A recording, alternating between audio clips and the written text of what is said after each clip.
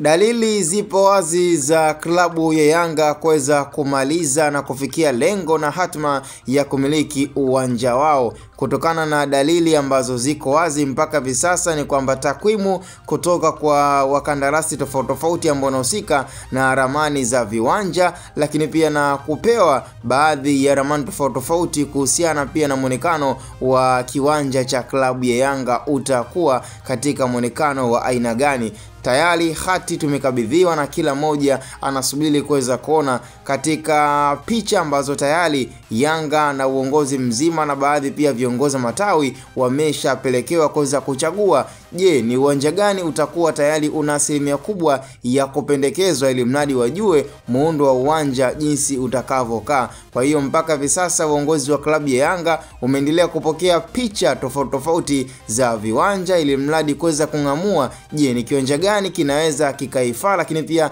kikawa ni kiwanja cha kitofauti na sio tu ili mradi ni kiwanja.